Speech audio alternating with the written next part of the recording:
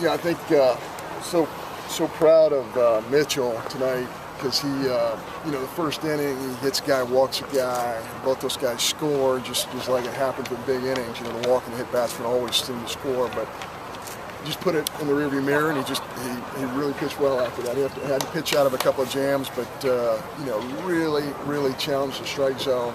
A little more fly ball today than it was a week ago, but certainly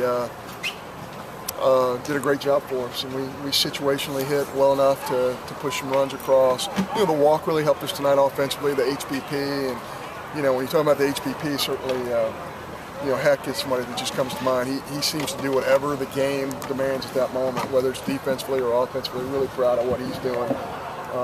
He gets the big HBP to move runners to get to first base, and then he hits that double down the left field line when we really needed it. So I think our team's really working well together. Even guys who aren't getting hits or putting good swings on the ball or having good at-bats for the most part. Had great situational tonight. Armstrong hits a fly ball to score the run situationally. And Detsy comes up and hits that big double late to help us push another run across. So really proud of our kids. They're playing a good club. They're playing a club that have won 15 series in a row in the SEC, which is incredible in and of itself.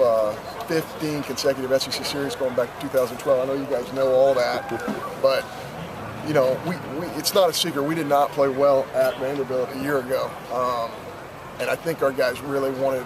This is a date they marked on the calendar and said we want to play well against Vanderbilt. We have just not shown them really who we are, and not played well against this club. So I think that's important to them as well. You expected them to come out swinging, and they did in that first inning with the first two runs. Does it kind of speak to the maturity of your club now to take that first punch and then come back and get those runs back and get back in the lead? Yeah, I wouldn't say they came out swinging. I think they came out, really doing a good job with the strike zone and holding their ground, getting the HBP in the walk.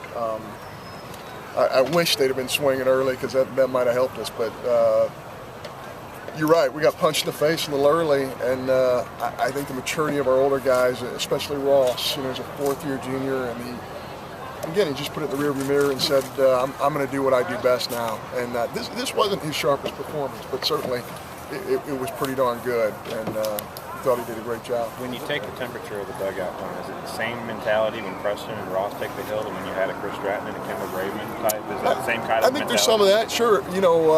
Especially your infielders. Your infielders, I've said this a million times, you guys are probably tired of it, but they're engaged. When you know a guy's going to get you great opportunities to make plays, and by the way, what an unbelievable play by Matthew Britton down the third base line. Great play right there. That's when you're going to make great plays, is when those guys know that you're going to give them lots of opportunities, and that's what Ross Mitchell has done, and certainly what Brownie did yesterday. What's different about this team, say now, compared to a couple weeks ago when we went to Arizona? Well, I think the first thing is, it's hard to get continuity, and kids are wondering what are the roles. You started 6 outfielders. You started a ton of different guys on the mound.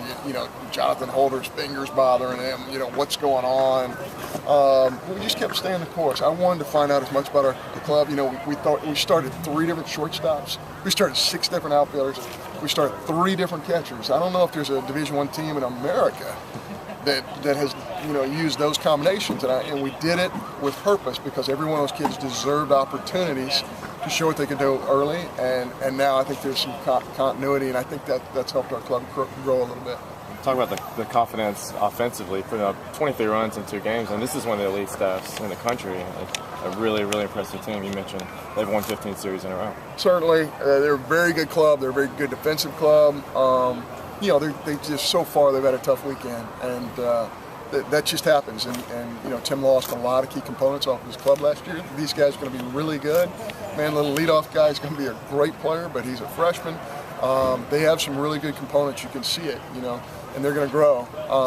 But I just don't want them to grow tomorrow. They can grow after that. But you can see that, the last kid that came in was a freshman, had a great breaking ball. So they're going to be a great club. But I think our kids felt like this is our turn, against a really good Vanderbilt team. Again, tomorrow's a new day. We still, we got to come out and compete, and Trevor's got to go out there and really shove it in the strike zone and allow us to defend again. And I think that's really important to our club. And they were comfortable with the left side of that infield with Britton and Heck over there. Yeah, especially if we're going to have our sinker ball guys in. When you have guys who are more fly ball or more swing and miss, I think you can do some different things at third base. But when you got that many right-handers and you got a sinker ball guy like Ross, and you know that the ball's going to get to third base and to the left side a whole lot, you really, in our ballpark especially, you got to put a lot on. You got to put your best defense out there. There was a point where they were up 2-0, John, and you wanted to get a sac bunt down, and they just didn't want that to happen, and they were up 2-0. When you play them, I know you respect him a lot, but is it just a mental meat grinder when you play them on every pitch? Yeah, of course. But, honestly, man, I feel that way against almost everybody we play against in this league because it's just, it's a chess match. Nobody's going to step up and hit the 3-run homer. At least with any consistency, you just got to play the little game. You got to move guys. You got to situationally hit, and you cannot give guys free bases. You can't walk them. You can't hit them because like in our first inning, you just can't put yourself in that situation. I thought we did a really good job of that offensively today, putting them in a position. I don't know how many walks we had. We have 8 walks. Yeah, we had 8 walks, and I think we had 2 HBPs. So. That's 10 base runners that our kids are really grinding out in a big ball game.